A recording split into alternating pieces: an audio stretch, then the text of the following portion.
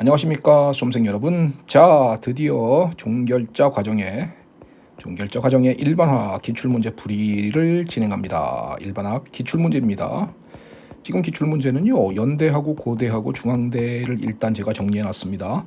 먼저 요 학교를 먼저 풀어드리고요. 그 다음에 또 이어서 또 이제 몇 학교를 더 풀어드리겠습니다.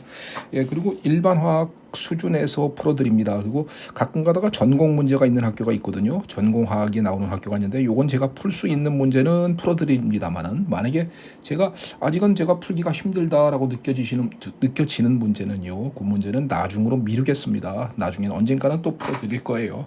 예, 한번 기대해 주시기 바랍니다. 자, 지금은요, 일반학 종결자 과정의 첫 번째 1강입니다. 1강이고요. 종결자 과정의 일반학 기출문제. 이제 드디어 여러분들 기출문제 많이 궁금해 하시잖아요. 그죠? 기출문제 왜 궁금해 합니까? 예. 그 문제 똑같이 나온다고요? 아닙니다. 똑같이 나오는 문제 없어요. 내용 정리하기 위해서입니다. 제가 수업할 때 몇 번 얘기했죠. 네, 그런 거 오해하면 안 돼요. 그런 오해하지 말고 잘 새겨 듣고, 기출문제 중요하긴 합니다. 왜 중요해요? 수준 보고 자기 실력 점검하는 겁니다.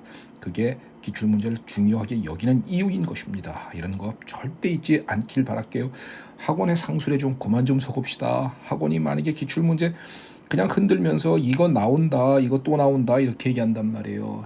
학생들은 그런데 자꾸 속는다고요. 그러니까 작년에 이 내용이 중대에서 나왔는데 올해 또 나왔다, 진짜 내용이 겹치는 건 있을 수 있지만 그 문제가 똑같이 나오는 건 없어요. 그런데 학원에 속으면서 학원이 기출문제 입수하는 것을 갖다가 학생들의 그 끌어오는 수단으로 기출문제를 흔들고 활용하는 이런 학원의 상술에 제발 좀 그만 속고, 제가 분개하여서 제가 이제 한번 이 유튜브 멤버십 강의로다가 기출문제도 올려드리고 하니까 싼 가격에 월 12만 원이면 그렇게 부담스럽지 않잖아요. 그죠? 12만 원인데 월 한 달에, 그러니까 맘만 먹고 열심히 들으면 한 달 만에 다 들을 수도 있어요. 그러면 학원 가면은 몇십만 원, 최소한 100만 원까지 깨지지 않습니까? 몇 개월 거리로 가니까. 예, 그런 일들은 제가 제어하고 싶습니다. 자, 하여튼 멤버십 일반학 강의를 하는 중이고요. 그 다음에 지금은 종결자 과정입니다. 지금은 마스터 과정하고 종결자 과정이 공통 과정은 끝났습니다. 마스터 과정은 월 6만 원짜리고요. 종결자 과정은 지금 12만 원짜리, 이렇게 조금 가격이 차이가 납니다. 자, 멤버십 강의고요. 그 다음에 짧고 확실하게 반드시 고득점의 길을 제시하는 미친 열정, 제 로고입니다. 그리고 과거에는 제가 조금 유명했던 선생인 것 같아요. 자, 수강 대상은요, 당연히 편입생입니다. 미트생, 연고대 편입 마찬가지고요. 변리사 2차 유기과학을 선택한 수험생인데 요거는 이제 유기과학에서 문제고요. 요건 빼도 되고요. 자, 요거 학점 관리하는 수험생, 그 다음에 외국대학 수험생, 외국대학 입시를 목표로 하는 수험생, 이런 수험생들 지금 아무것도 모르고 이런 강의가 있는 줄을 모르기 때문에 학원의 상술에 쏘아서 어마어마한 비싼 가격으로 듣고 있는 것 같아요. 예를 들면 유기화학에서 예를 들면은 맹머리 교재다, 이런 교재 하나 풀어주는데 막 몇백만 원씩 받는 것 같아요. 와, 진짜 어이가 없습니다. 6만 원이면 해결되는데, 6만 원이면 맹머리 교재보다 2배는 더 양이 많은 제 바이블 강의면 해결되는데, 일반학도 마찬가지입니다. 일반학도 몇백만 원씩 깨지죠. 줌달, 옥스토비 이런 거 하나 풀어주는데 막 몇백만 원. 참 분개합니다. 6만 원이면 충분히 다 됩니다. 학생들에게 널리 좀 알려주시길 부탁드리겠습니다. 자, 마스터 종결자 공통과정은 6만 원짜리고요. 그 다음에 종강된 강의가 이미 기본과정 종강했고요. 10일부터 27강까지 올려놨습니다. 10강까지는 무료 제공이고요. 바이블 일반학, 이건 내용 전체입니다. 그 다음에 53강으로 종강했고, 바이블 유기화학 내용 전체 67강 종강했고요. 관련 문제풀이까지 제가 종강해놨어요. 45강, 36강으로다가 문제풀이까지 이거 다 종강해서 다 이미 유튜브에 올려져 있습니다. 자, 그 다음엔 뭐예요? PDF 파일로다가 교재도 무료로 줍니다. 교재 무료지, 강의 6만 원이지, 맘만 먹으면 한 달 만에 다 들으면 되지. 이렇게 하면 여러분들에게 여러모로 정보를 알면 유리해지지요. 제가 광고를 좀 때리면 아무래도 조금 유입되는 학생이 좀 있겠죠. 근데 제가 광고를 때릴 만큼의 여력이 없어요. 그리고 광고를 아직은 조금 전 강의를 다 종강한 후에 광고를 때리는 것은 한번 고려해 보겠습니다만은, 아직은 전 강의가 다 종강되진 못했기 때문에 아직도 할 일이 좀 있거든요. 네, 기출 문제도 해야 되고 미트리트 기출 문제도 해야 되고 뭐 여러 가지 좀 올려드릴 게 많기 때문에 그거 다 종강한 다음에 그때는 뭐 광고도 한번 생각해 보겠습니다. 바이블 일반학은요, 전범입니다. 그냥 심화 내용은 뺐는데 요거는 이제 나중에 또 강의를 해서 충분 또 올려놨습니다. 전범이고요. 관련 일반학 문제 풀이는 이렇게 공통 문제고요. 교재 순서대로 갔고요. 그다음에 내용 강의와 동시에 수록해 주면 좋겠습니다. 추론용 문제, 객관식, 주관식 문제 다 있습니다. 그다음에 PDF 파일 앞에 문제가 있고요. 저는 항상 문제는 그렇게 올려요. 문제를 먼저 올려주고 그다음에 뒤에 해설과 정답을 제가 같이 올려줍니다. 그러니까 먼저 문제를 풀어보시고 그다음에 저희 채점을 한 이후에 틀린 문제를 갖다가 관심을 두고 수업을 들으면 조금 더 효과적이다라고 보여집니다. 난이도는 뭐 쭉 나눠져 있고요. 일반학 같은 경우에는 문제가 조금 쉬운 하급부터 중급 정도, 상급, 고급 문제는 없습니다. 고급 문제는 없고요. 그걸 이제 또 앞으로 또 풀어 드릴 것입니다. 자, 종결자 과정에서는요, 제가 12만 원짜리로다가 심화 일반학, 연력하고 양자화학 내용 강의를 또 추가해서 11강으로 종강했습니다. 요거까지 끝냈거든요. 자, 그 다음에가 이제 지금 말씀드리는 바로 요겁니다. 연대고대 중대 기출문제. 여기 12만 원짜리 요것도 무제한 한 달 만에 다 들을 수 있어요. 연대고대 중대 기출문제를 갖다가 제가 쭉 해설을 했고 그 다음에 지금 강의를 찍어서 오늘부터 이제 시작해서 올립니다. 열심히 따라 들을 수 있길 바라겠습니다. 자, 순서는요 단원별이에요. 그래서 1장부터 19장까지 똑같이 제 바이블 교재의 순서하고 똑같이 그대로다가 제가 맞춰서 거기다가 문제를 집어넣습니다. 연대고대 중대 기출 문제 중에서 이 가끔 가다가 한 개 정도, 한 개니까 연도별로 한 개입니다. 보통 중대에서 그런 문제가 있는데 연도별로 한 개 정도 문제는 해설을 안 달아놨습니다. 이건 뭐 왜 그러냐면요, 전공학이 있어요. 예를 들면 생화학이라든가, 특히 생화학이 많더라고요. 중대는 생화학이라든가 뭐 이런 것은 제가 생화학 파트는 여러분들이 생물에서 하잖아요. 이건 생물에서 공부하기 때문에 생물 여러분들은 시험 과목이라 시험 범위에 해당되기 때문에 생물에서 접근이 저보다 훨씬 더 잘하시는 분들이라고 생각이 들기 때문에 제가 요거는 뺐습니다. 그 외엔 나머지는 다 있어요.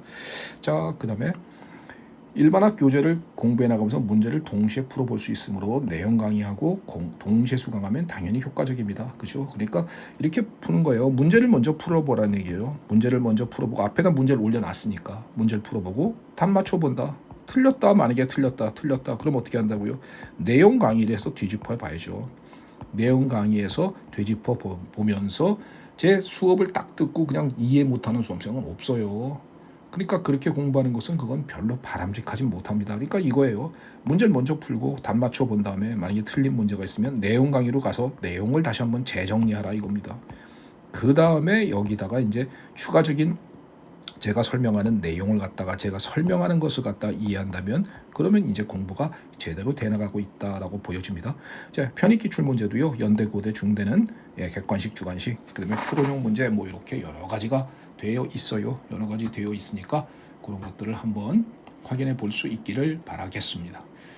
자, 한번 잠깐만. 죄송합니다. 제가 자료를 잠깐 좀 보느냐고요. 제가 제 자료를 보느냐고 조금 잠깐 지체했습니다. 죄송합니다. 자, 그 다음에 갑니다. PDF 파일은 항상 올려져 있습니다. 항상 올려놨습니다. 그래서 PDF 파일은 제가 여러분들 교재 뭐 이런 거 뭐 교재로 만들면서 뭐 금액을 또 지불할 이유는 없잖아요. 뭐 그렇게까지 굳이 그렇게 할 이유는 전혀 없다라고 보여지니까 여러분들께서 제가 PDF 파일 올려놨으면 그걸 갖다가 다운 받으셔서요. 그거 적재적소에서 다운 받으셔갖고 확인해 줄 수 있기를 바라겠습니다. 자, 일단 이 정도면 충분히 정리될 수 있겠습니까? 그래요. 자, 그 다음에는 이제 가봅시다. 자, 연대고대 중대. 자, 단원별 기출 문제 풀이 객관식, 주관식. 자, 객관식도 있고 주관식도 있고 그래요. 자, 종결자 과정이고요. 월 12만 원에 무제한 수강할 수 있으십니다. 그 다음에 보십시오. 교재하고 똑같죠. 교재하고 똑같고 다른 점은 바로 이 부분만 추가되었죠. 심화 연력학, 심화 양자화. 그 다음에 기타 문제들이 있는데요. 기타 문제들은 어떤 부분에 속하기가 조금 애매한 것들을 제가 별도다가 뒤에다가 기타라고 해서 갖다 묶어 놓았습니다. 그런 것들을 확인해 볼 수 있기를 바랍니다. 자, 그러면 이제부터 자, 갑니다. 자, 지금부터요. 자, 이제 여기까지가 간단한 OT고요. 지금부터 자, 1단원입니다. 일장의 물질과 측정이다라는 겁니다. 요거 물질과 측정 요겁니다. 1단원. 여기에 있는 기출 문제 중에서 연대, 고대, 중대 기출 문제 중에서 여기다가 제가 실어 놓은 거라고요. 이렇게 해서 전부 다 1장부터 21장까지 제가 쭉 해당 파트에다가 실어 놓았습니다. 그러니까 여러분들께서 이 문제가 만약에 틀렸으면 1단원을 다시 딱 뽑고 진행하면 되는 거예요. 자, 문제를 갖다 먼저 이렇게 실어 놨거든요. 문제를 먼저 이렇게 실어 놨고 문제 1, 2, 3번까지 있네요. 여기는 세 문제가 있군요. 하나는 연대, 또 연대 중대 하나, 또 중대 하나 이렇게 있군요. 고대는 여기서는 문제가 없었습니다. 자, 그러면 연대 문제를 한번 짚어 보겠습니다. 자, 연대는요. 이 기출 문제가 특징이 뭐냐면은 주관식도 나오고 객관식도 나오고 그래요. 연대는 주관식도 있고 객관식도 있고요. 보통 한 20문제 가량 나옵니다. 20문제 가량 나오고 대충 이겁니다. 대충 한 20문제 가량 나오고요. 그다음에 주관식하고 객관식이 섞여 있어요. 주관식, 객관식이 섞여 있는데 요 주관식, 객관식 섞여 있는데 거기에 유기화학이 반드시 한 개 내지 두 개 정도는 있습니다. 그리고 이 주관식, 객관식 문제에서 객관식, 주관식 문제에서는 반드시 연대는요 일반학 범주를 벗어나는 경우가 없습니다. 일반학 내에서만 시험에 나옵니다. 그러니까 연대 편입을 준비하시는 분들은요 일반학적 개념을 갖다가 정확하게 공부하면 되는 겁니다. 뭐 예를 들면 전공학 같은 거 전혀 할 필요가 없이요. 그냥 일반학적 개념을 갖다가 보시면 되고요. 일반학에서 보실 때 유기화학만 필수적으로 공부해 주신다면요. 유기화학 문제도 이렇게 난이도가 높진 않거든요. 난이도가 완전 높게 나오는 그런 건 아니니까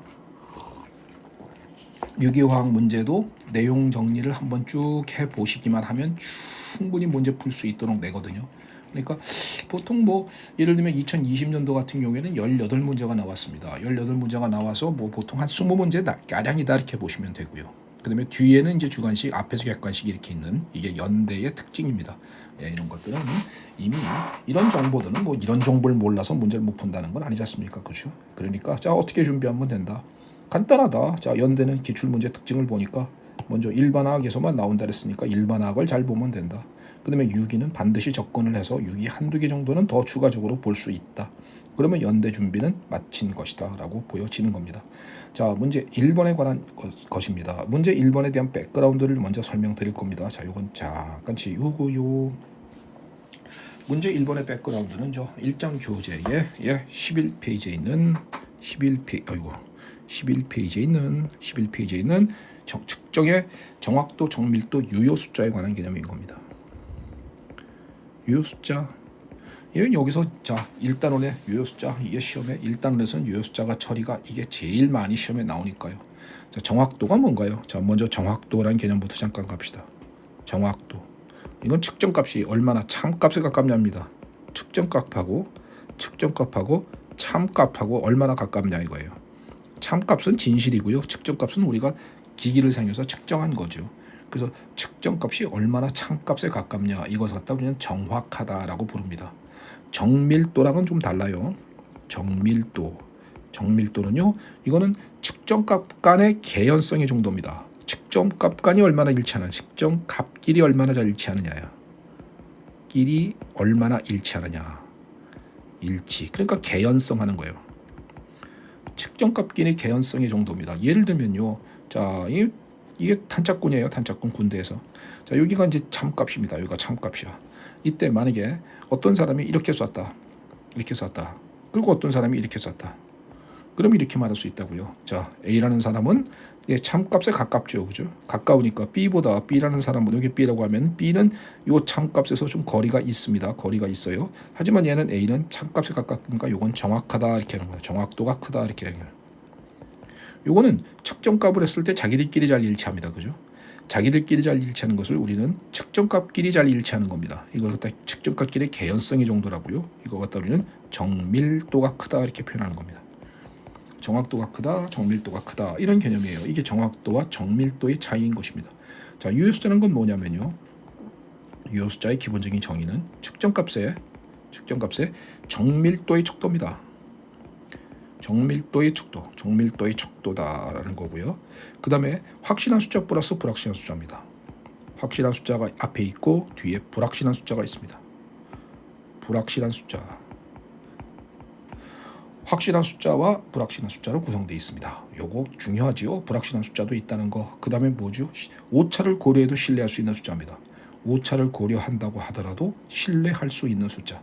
측정값의 정밀도의 척도로서 확실한 숫자 플러스 불확실한 숫자고, 오차를 고려한다고 해도 신뢰할 수 있는 숫자다. 오차란 것은요, 두 가지가 있죠. 하나는 우발 오차가 있고요.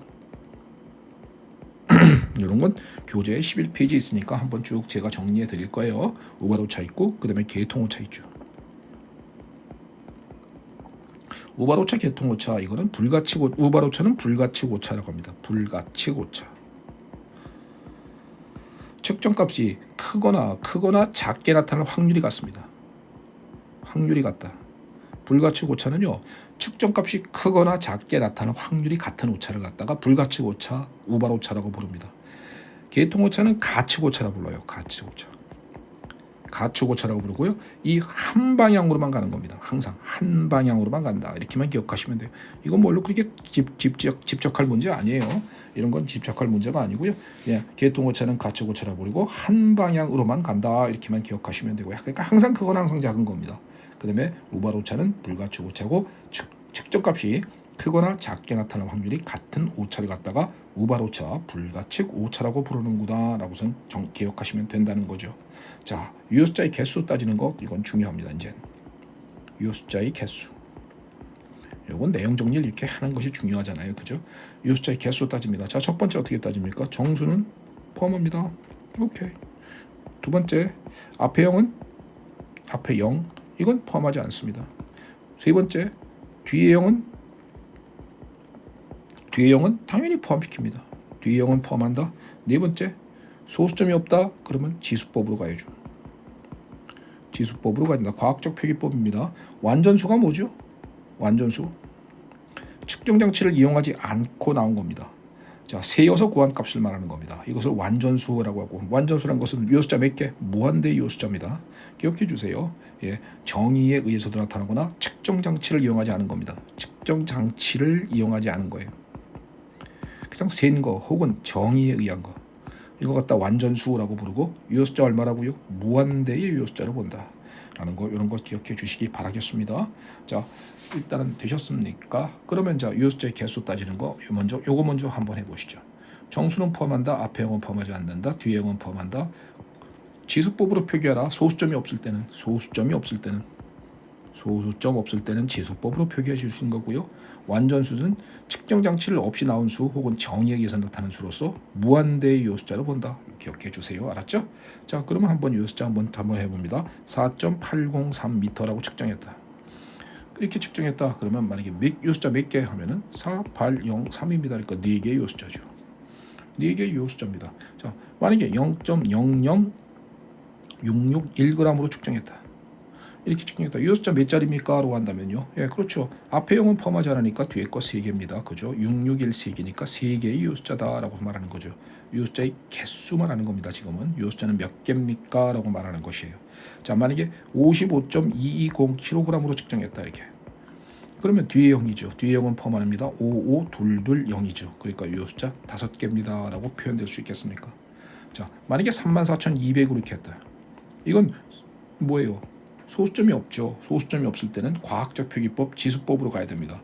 만약에 유효숫자 3개면요. 이게 유효숫자 3개로 표시하면 3.42 곱하기 10의 4승 이렇게 표현하는 거죠.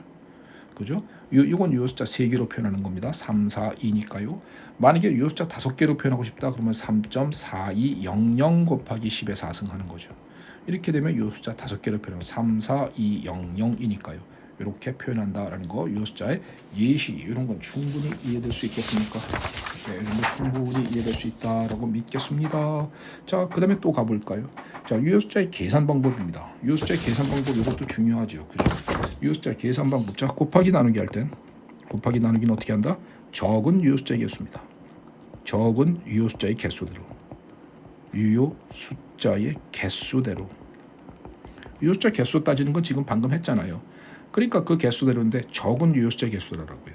예를 들면 11.70분의 278 했다. 그러면 얘는 유효숫자가, 자, 얘는 몇 개입니까? 4개죠. 1170. 얘는 278하니까 얘는 3개죠.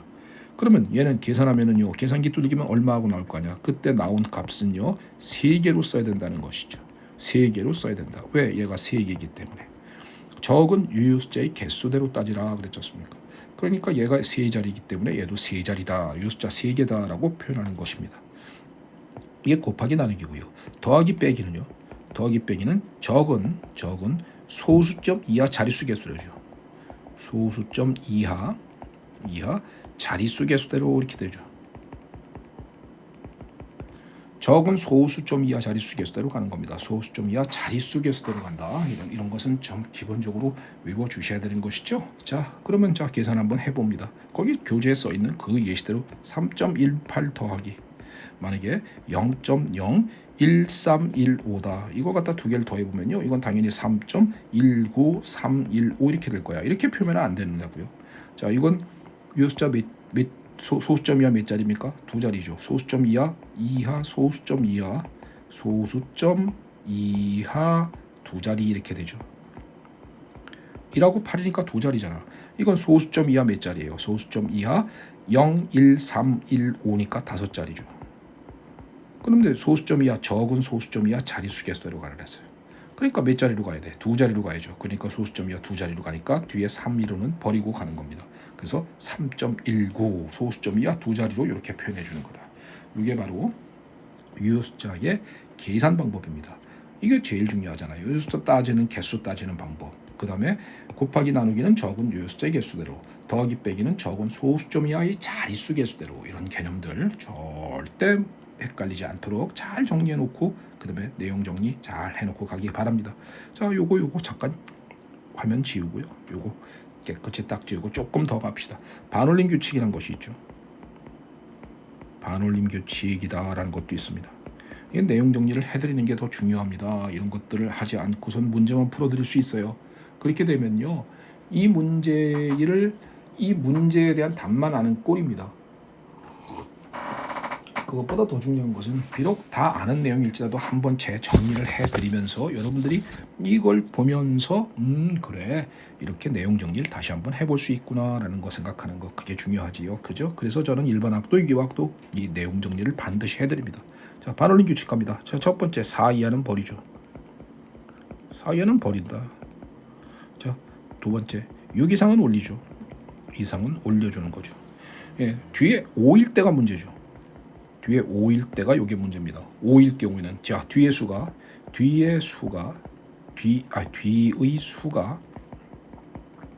0이 아닌 숫자가 있으면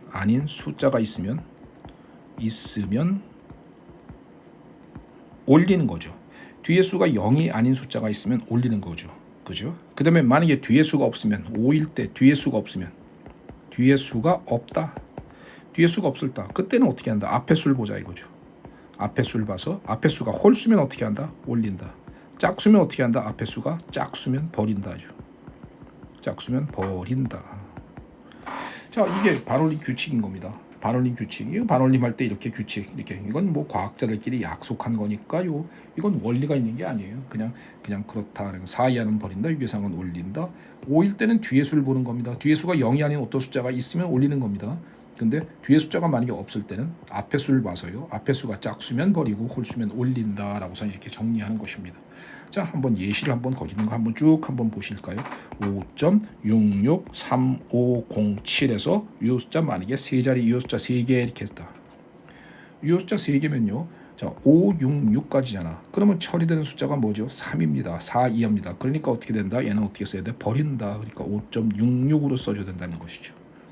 5.66 이렇게 써줘야 되는 겁니다. 요 숫자 3개 그러면요. 그죠? 자, 만약에 요 똑같은 데서 요 숫자 만약에 2개 그러면 요 숫자 2개 그러면 5, 6 아니잖아요. 그 다음에 처리되는 숫자가 6이잖아. 6 이상은 올린다 그랬으니까 얘는 요 숫자 2개로 처리할 땐 5.7 이렇게 써주는 올린다 이렇게 써야 된다는 것이죠. 그죠? 만약에 요 숫자 4개 그러면 요 숫자 4개 그러면 자 보세요. 5, 6, 6, 3. 그 다음에 5잖아. 5를 처리하는 거잖아. 뒤에 숫자 보는 겁니다. 0이라는 숫자도 있지만 뒤에 7이라는 숫자도 있죠. 0이 아닌 어떤 숫자가 있습니다. 뭐라고요? 올린다 이거죠. 그러면 어떻게 된다? 5.664로 처리가 되어야 되는 것입니다. 그죠? 그러니까 이렇게 이런 예시를 보고선 유효 숫자 몇 개로 처리하였느냐, 이게 바로 반올림 규칙이라는 거죠. 자, 만약에 4.7475 하면, 그리고 유효 숫자 4개 했다. 유효 숫자 4개 하면 4747 5죠. 뒤에 숫자 있어요? 없습니다. 앞에 숫자 보는 겁니다. 앞에 숫자가 뭐죠? 7입니다. 홀수입니다. 요거 홀수죠. 그러면 어떻게 된다고? 올린다. 그러니까 얘는 어떻게 처리해야 4.748로 처리해야 된다는 것이죠.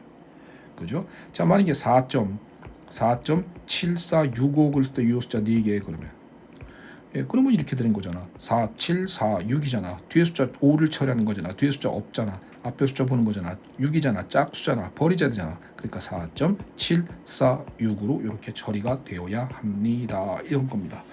이해될 수 있겠습니까? 예, 그래요. 교재에 11페이지와 12페이지에 제가 쭈루루루루루루 정리해 놓은 거, 그걸 한번 쭉 정리해 드렸습니다. 자, 그러면 이제 이렇게 정리했으면요. 자, 이제 측정을 했을 때 유효 숫자 처리 어떻게 가는지 한번 구체적인 예시로 가봅니다. 뷰렛 묶음을 바르게 읽어라 그랬거든요. 뷰렛 묶음 가면 보시면요. 자, 여기가 20이라고 이렇게 돼 있죠. 예, 그죠? 여기가 20이고요. 요거 20이라고 돼 있고, 요거 21입니다. 그리고 요 눈금 하나는 10개로 돼 있죠. 20mm부터 21mm가 10개의 눈금이 되어 있다라는 것은 일단 됐습니까? 그러면 눈금 하나는 얼마입니까? 20이고 이만큼이고 21이 이만큼인데 이게 10개로 되어 있다고요. 이렇게 10개로 10개인지 이제 세어 보시고요. 그러면 이거 하나는 얼마가 되겠습니까? 0.1이 돼야죠. 그죠? 하나는 0.1이 됩니다라는 것을 우리는 알 수 있다라는 것이죠. 자, 그러면 일단 요 그림 한번 볼까요? 이게 20이고요.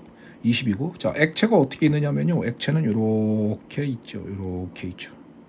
액체가, 자, 요 그림에서 한번 이렇게 한번 그림을 갖다 크게, 자, 이게 20이고요. 요게 20이고 요게 21입니다. 이게 20 이렇게 돼 있고요. 여기가 20.1이죠. 요건 20.1 이렇게 되겠죠. 20.1이죠. 눈금 하나는 0.1이니까. 그죠? 근데 액체가 지금 어떻게 되어 있느냐면요. 20.2하고 20.1 사이에서 액체가 지금 이렇게 원폭하게 되어 있는 상황이죠. 이렇게 되어 있는 상황인 것입니다. 그렇죠? 그러면 자 보세요. 이게 원폭하게 되었을 때 액체는 기둥은 읽을 때 어디를 읽습니까? 항상 아래를 읽는 겁니다. 여기를 읽는 거야, 알았지? 여기를 읽는 거지 이 위에를 읽는 거 아니에요. 그러니까 말하자면 이 아랫 부분을 읽는 겁니다. 여기 이 위에 부분을 읽는 거 아닙니다. 이 위에 부분은 뭐야? 이거는 흡착력이 크기 때문에 이 유리 기둥과 물분 이 안에 있는 액체 리퀴드와의 흡착력이 크기 때문에 달라붙은 거거든요. 그렇기 때문에 이건 일종의 표면 장력처럼 달라붙는 것이기 때문에 액체 기둥을 읽을 때는 아랫부분을 읽는다. 요거 하나 포인트가 되죠.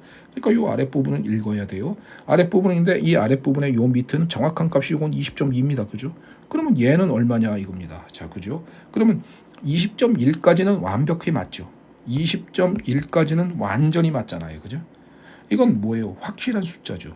근데 유효 숫자는 뭐라고요? 불확실한 숫자까지 포함시킨다는 뜻이에요.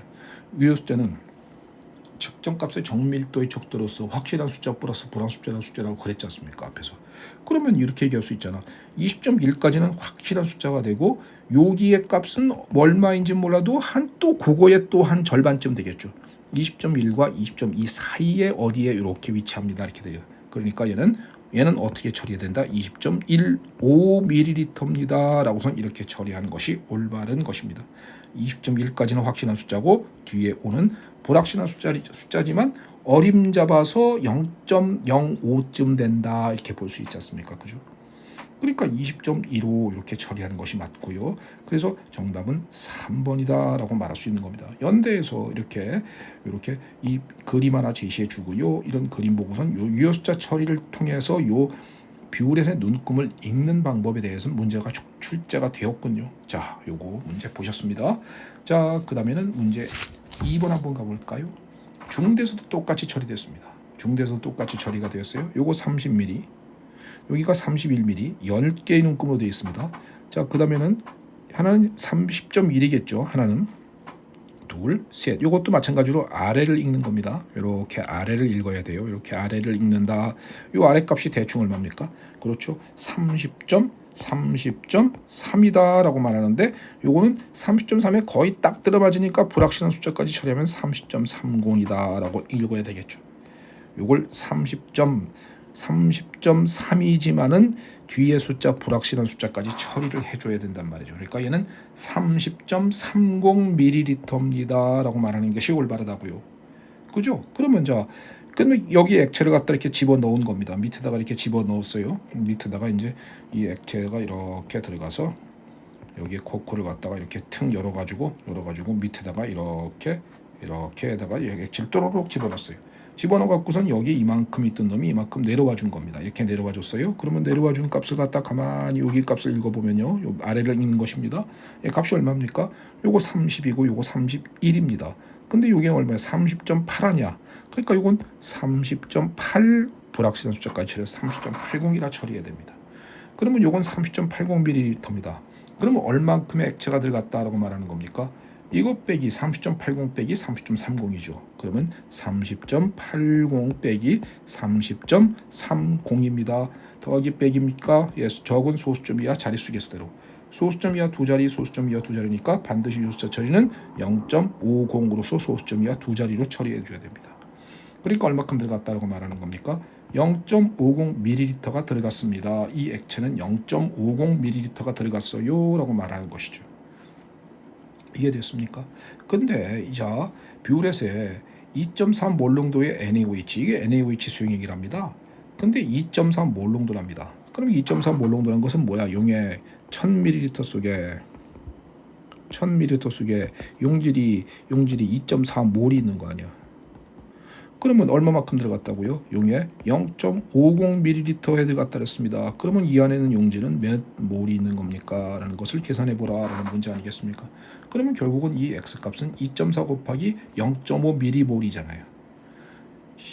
1000을 갖다 나눠주면 미리가 나오니까, 그러니까 2.4 곱하기 0.50입니다. 2.4 곱하기 0.50m몰이어야 합니다. 이만큼 곱한 미리몰만큼 들어간 겁니다. 이렇게 말할 거야. 그러면 자, 2.40이네요. 2.40 정확하게 합시다. 이건 요수자 문제니까. 그리고 여기서만 정확하게 말씀드리고요. 뒤에 가서는 제가 요수자를 갖다 관심을 안 두고 문제를 푼 게 많아요. 네, 그러니까 뒤에 부분 문제를 보실 때 요수자 처리가 만약에 안 되어 있으면 양해해 주시기 바라겠습니다. 그러니까 이 문제는 어떻게 풀어라? 2.40 곱하기 0.50입니다. 이걸 계산해 보라라는 문제가 됩니다. 그러면 자, 곱하기입니다. 요수자 몇 자리죠? 3개입니다. 요수자 몇 개입니까? 앞에 0은 포함하지 않아요. 뒤에 0, 5하고 0만 포함합니다. 이건 포함하지 않습니다. 요수자 2개입니다. 그러면 처리되는 놈은 몇 개여야 돼? 그렇죠. 2개여야 됩니다. 요수자 처리하면 이건 계산해 보면 1.2거든요. 그래서 정답은 1.2m몰이 나와야 돼. 1.2m몰 나오는데 1.2m몰이 없어. 1.2m몰이 12.12.00 12. 그러니까 정답은 없음이에요. 혹은 두 자리로 처리되었으니까 2번이다. 이건 어디가 문제 오류가 있는지는 모르겠습니다. 어떻게 오류가 생겼는지 몰라도 이 문제는요 1.2m몰이다라고 하는 것이 올바릅니다. 요수자 3개, 요수자 2개니까 곱하기니까 적은 요수자의 개수대로 가라. 그래서 얘는 1.2다라고선 말하는 것이 올바르다라고선 말하는 게, 이게 중대에서도 비율에서 눈금 읽는 방법, 요것이 하나가 또 출제가 되었습니다. 여기가 30.30으로 처리해야 된다는 거, 이런 거, 요거 30.80으로 처리해야 된다는 거, 이런 거, 빼기니까 당연히 소수점 이하 자릿수 개수를 간다는 거, 이런 거, 그 다음에 곱하기이기 때문에 적은 유효수자의 개수대로 간다라는 개념, 그런 거죠. 그런 내용들이 정리가 되면서 문제를 풀 수 있을 것입니다. 자, 중대에서는요, 이 단원에서 나왔던 것이 정확도와 정밀도에 관한 얘기가 나왔어요. accuracy, 이건 뭐라 그랬습니까? 얼마나 참값을 잘 일치하느냐죠. 정밀도는 측정값끼리 얼마나 잘 일치하느냐죠. 자, 그러면 갑니다. 옳은 것만을 골라. 실험을 잘하는 연구자는 정확도가 있는 결과를 얻는다. 아니, 그럼 정확도가 있는 결과를 얻지. 이거 엄밀하게는 실험을 잘하는 연구자는 정밀도가 있는 결과를 얻는다라고 말해야 되지 않습니까? 자기들끼리 잘 일치하니까. 예. 근데요, 그렇다고 정확하게 했다 해서 틀린 겁니까? 아니잖아. 그러니까 일단 가는 맞겠죠. 뭐. 실험을 반복해도 비슷한 결과가 나오는 경우, 이건 뭐죠? 확실하게 정밀도가 높은 실험입니다. 그죠? 자기들끼리 잘 일치하는 겁니다. 자기들끼리 측정값 간의 개연성의 정도, 자기들끼리 잘 일치하는 거니까 이거는 정밀도가 높은 실험이라고 한다. 자, 이건 당연히 맞는 거고요. 요 나는 이건 절대 틀리면 안 됩니다. 그러니까 나가 당연히 다 있어야 되는데 다 있어요. 근데 가도 있으니까 일단은 뭐 나만 있는 거 이런 것은 답이 될 수 없죠. 또 정밀한 데이터를 얻기 위해서는 실험기기가 중요한 요소이다. 이거 뭐 내용상으로 뭐가 틀립니까? 그죠? 그러니까 정답은 그냥 읽으면서도 정확도 요 나만 요게 화학적 지식이고요. 요게 화학적 지식이고요. 나머지는 그냥 우리가 알고 있는 상식의 범주인 감각으로 문제를 풀 수 있는 문제. 이런 문제도 중대에서 가끔가다 하나씩 출제가 되고 있습니다. 자, 이 정도만 정리될 수 있겠습니까? 자, 여기까지가 일단 1단원입니다. 1단원 여기까지. 자, 한번 자르고 갈까요? 2단원을 이어서 갈까요? 글쎄요. 뭐 시간이 조금 좀 적어되긴 한데 좀 짧긴 한데 뭐 단원별로다가 간다는 측면이니까요. 한번 자르고 갈게요. 자, 1강은 한번 자르고 가고요. 앞으로 이런 식으로 각 단원별로다가 제가 강의를 쭉쭉 진행해 나갑니다. 먼저 연대고대, 중대를 먼저 다 풀어드릴 것이고요. 그 다음에 또 추가적인 문제를 더 앞으로 해설해서 올려 또 단원별로다가 문제를 풀어드리도록 하겠습니다. 하여튼 지금 이걸 지금 듣고 계시는 분들이라면 지금 상당히 많이 쫓아왔다라고 보여집니다.